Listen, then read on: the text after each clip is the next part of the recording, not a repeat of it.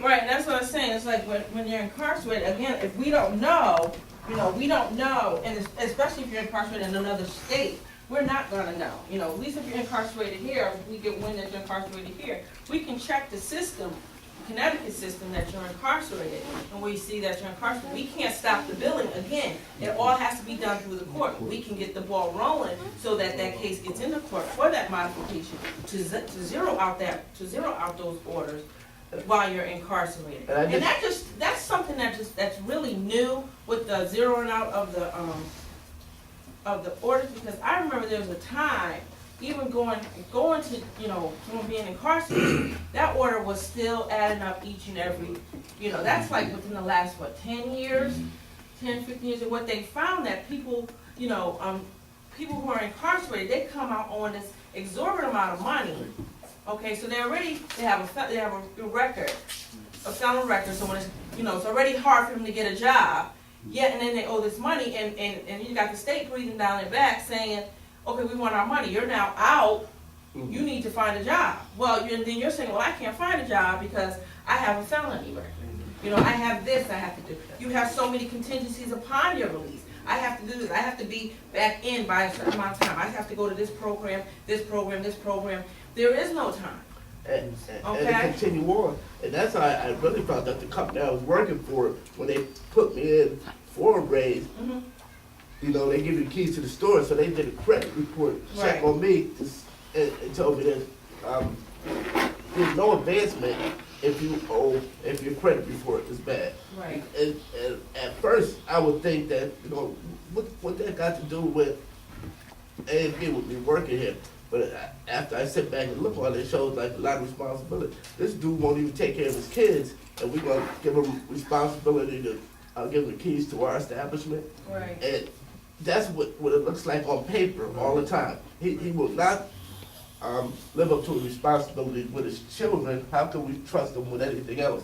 And that kills me in the field I work in.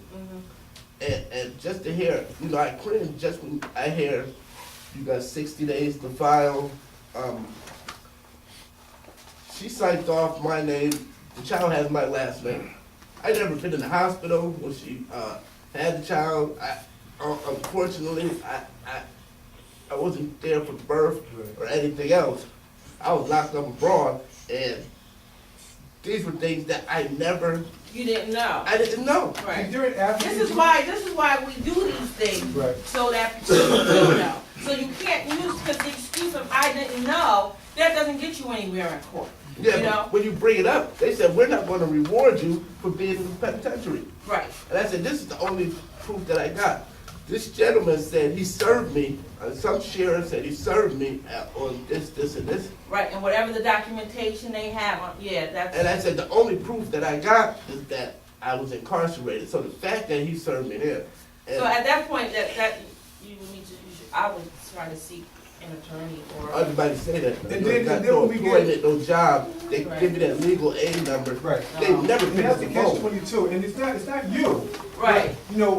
But, what do we do? Because, yes, an attorney is the best thing for anything, Right, but they cost money. Everything costs money. Right. And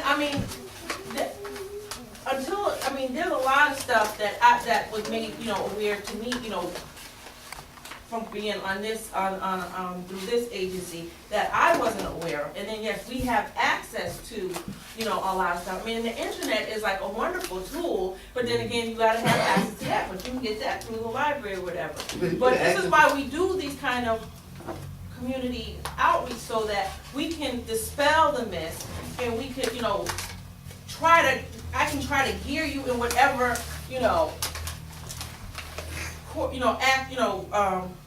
course to get you a resolution. It may not be what you want. It may can get you an answer. It may not be what you want to hear. But now you'll know why the situation is what it is and what led up for it to be that. Okay, so the bottom line is, what my pitch I made to you was, pitch I made to you, your response, just wholeheartedly, just you need to get an attorney. that'd be your answer for me, just to get an attorney. For more legal advice, because it's out of my reach. Okay, but That's that's fair. it's out of my reach. That's And that's area fair. that's out of my reach. And You know that's what I very mean? fair. So Right, and when I say that, I don't say it like, I- talk to, because that's I know that's you don't something I say it don't like know. that with no Yeah, malice, but the whole Yeah. thing is, you need to get an attorney. right, you talk to someone who, right. I just thought that there might be some miracle pill in this here class, but I just got coming in. Exactly, again, It's certain purpose, though. Right, but that's keeping it real though, you know, Right. and Certain purpose, you maybe we gotta need to. find out. I think that when we talk about child support, I think that before we get to the attorney part, and I'm just keeping it real with you guys, everyone which one take it. Before we get to the attorney part, before we get to the child support part, before we get to the baby being born part, we need to be very, very mindful on what we're doing, who we dating with, who we having the baby with. Now, I know it's all water under the bridge now for y'all and for me too. But we gotta pass this on. Because there's gonna be other young ones, like Becky ain't got no baby. He's falling into this right now. So you get a girl, that's fine. You love her, that's fine. But know who you are, know who she is. That's right. Yeah, and prenup came from a man, not from a woman. Are there any advocacy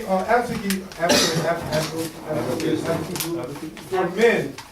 I mean, besides this outreach, is there any kind of place that, that they can go to, that they can be a part of the discussion and the plan and stuff? through male involvement, New Haven Family Alliance. The Male Involvement Network. With the Male Involvement Network, and every Tuesday, they have, they meet over here on, James Street. no, No? Tuesday evenings, they meet over here. What's that, where's Edge of the Woods, what's that street? Norton Parkway. Right. Norton Parkway, 6 Anybody know that? p.m. Yeah, I do that. No. That's like an open forum, they come, they talk, and you have In the gentlemen. woods, in the store? No, not, I was trying to think of the street, Yeah, but yeah. Oh, Norton no, Parkway. well in North. Yeah, but Lady Boston, Yep, I know. excellent, We excellent did story. information too. They do that, on Tuesday evenings, I think it's 6 p.m., 6 to 8 p.m. They meet over there, it's no holds barred. That's right. And you have other men, Mr. McCullough knows, Yeah. he knows, he's a graduate of male I got involvement. a quick question. Can you explain how it is that when the money comes out of the check? I mean, I'm pretty familiar with it, but maybe there's some other people who might not know that you pay out of your check, but it doesn't go through the system and how that works. When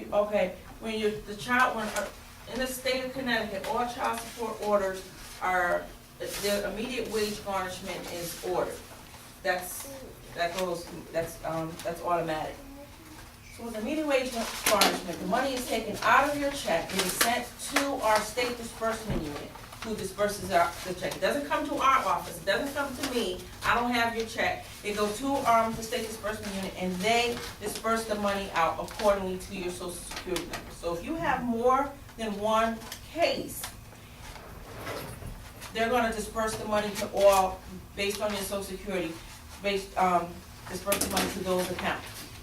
That's what you understand? Yeah, and then, but it takes some time, it doesn't go through the motions right away.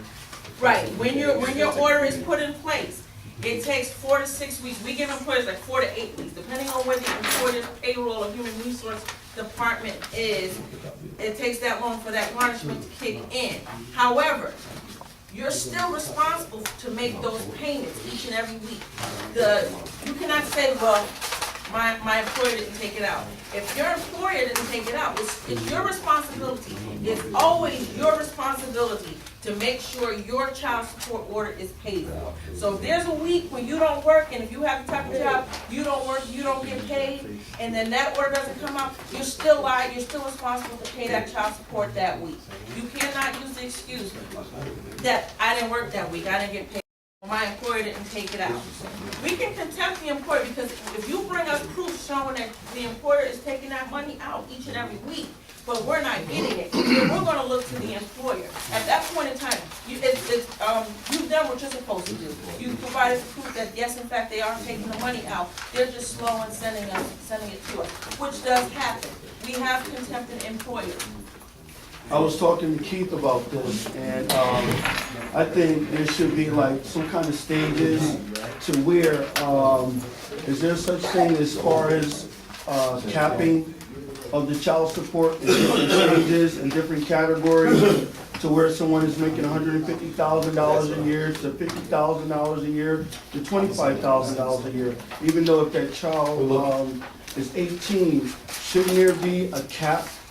You know, shouldn't there be something to where if these men are behind on their support, shouldn't they have somewhere set up to where we can go out and work or, you know, guarantee 32 hours to 40 hours, even though there's no work available, you know, to be safe instead of being incarcerated? Because we can't do nothing behind bars if we're incarcerated. Right, that's the, you know, incarceration is the last.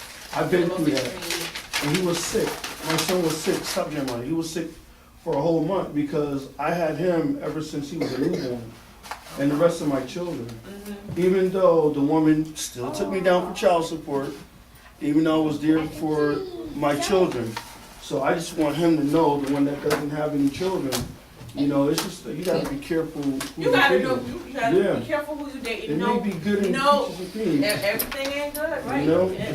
What mama say? Everything good for ain't good for you, ain't good for you, right? You can be all around guy, take care of your responsibility, Exactly. but I still was brought down there, even though I still have them. Because everyone, you know, think they'll flip on you in a heartbeat. Yep, They'll flip on that's you in what a happened to heartbeat. me. Everything's in the honeymoon stage, the baby's cute, you know, everybody. Yeah, we had a everybody loves perfect the baby. relationship. Yep. Yeah, we got a Then perfect relationship, you know? that little thing start to walk. Stop, You know- you bring back old memories. Stop.